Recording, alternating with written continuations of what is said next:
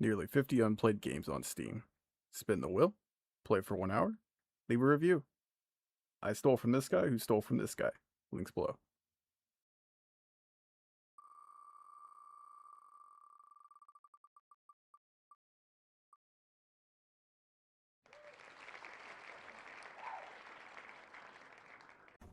Welcome to the Megaman Legacy Collection.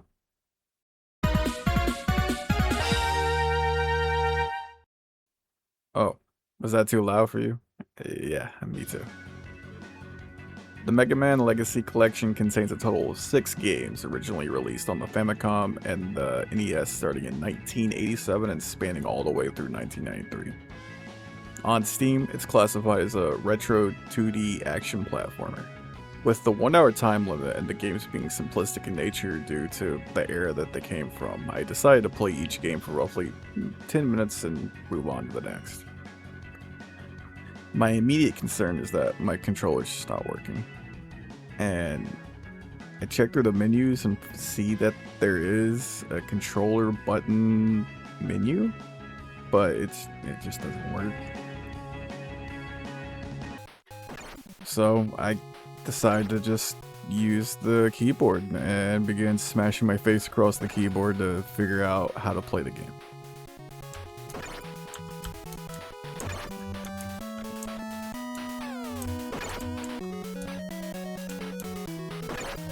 I might need to consult the user manual because I don't know what.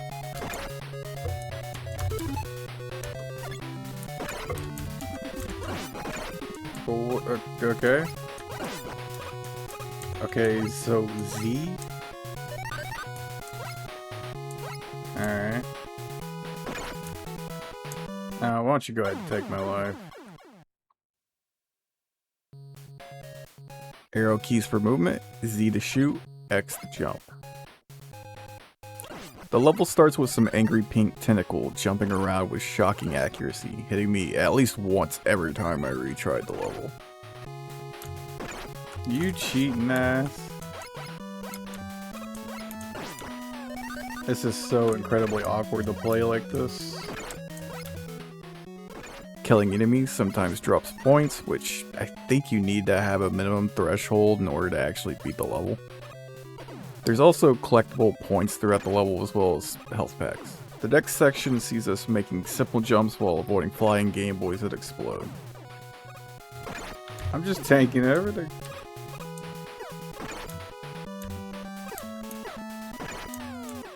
After that, I reach a ladder.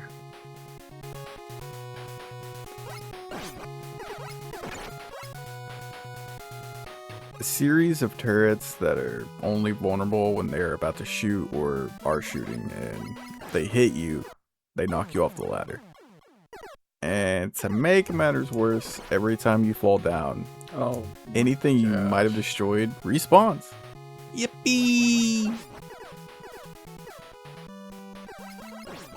We are 8 minutes into the recording at this point, and the wind is already being taken out of my cells. I'm thankful I was born at a time where video games could actually be fun. Next up is Shield Man.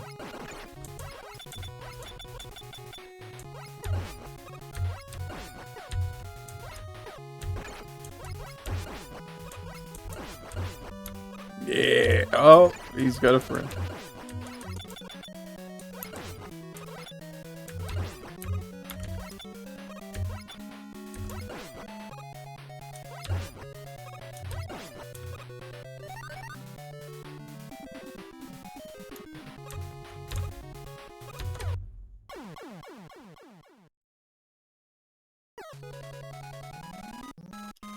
Well, 10 minutes is up. I think it's time to go to the next game. Bro, I have no doubt I've heard this theme before on YouTube, and it goes hard.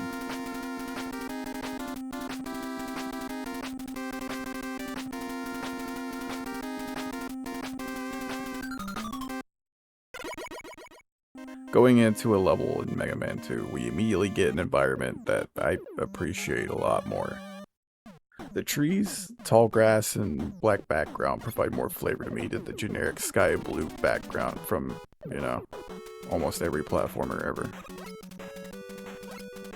Here we encounter bats disguised as floating bombs.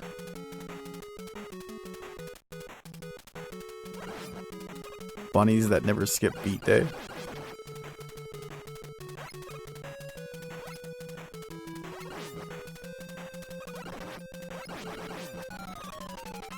And fire-breathing Fidos.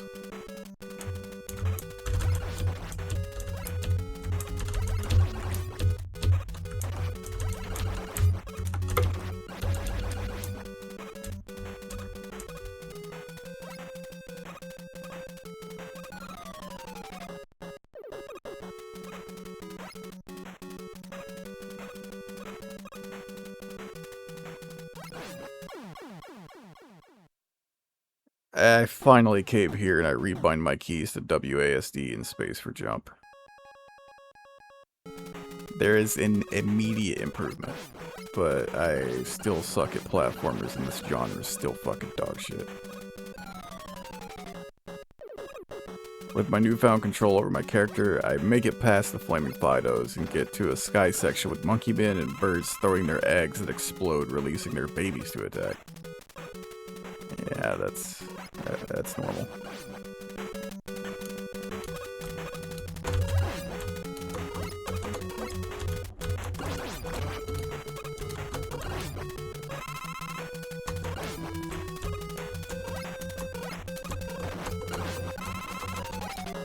Oh, come on. Onward to Megaman 3.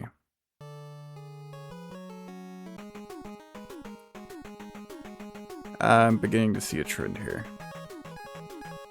During the level selection, I noticed a glitch. It's not the first one I've seen either. This is a sign that they just slapped the games in an emulator together and said, fuck you, give me money. Going into the level, to my surprise... Nope, same game again. Coked up robots.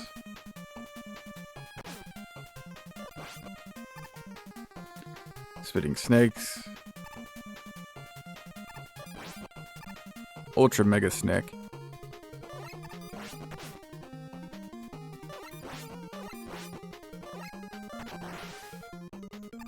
A pole jumper training for the Olympics. And the enemy this entire series design is based off of. Ebola. Get it? He's a robot and his weapon is Ebolas. Boo! You stink! Alright.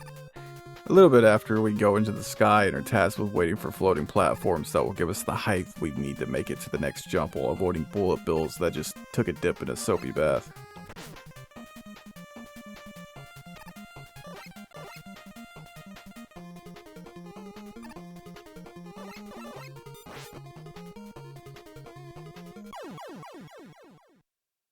Yeah, not gonna lie, I didn't make it 6 minutes here. I decided to move on, hope for something a little different.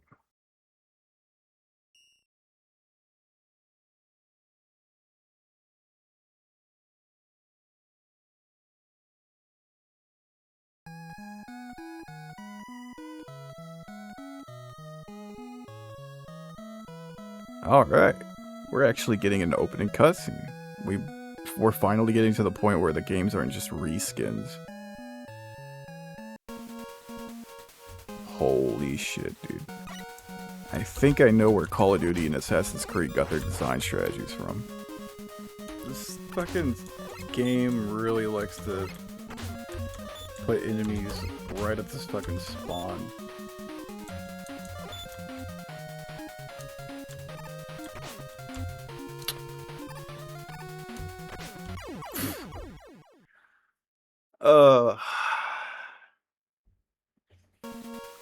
Okay.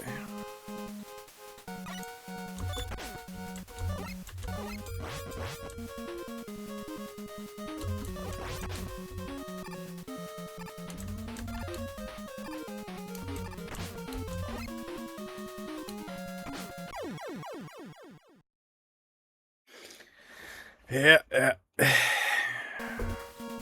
Alright, let's look at 5 then. Nope. Okay, how about 6?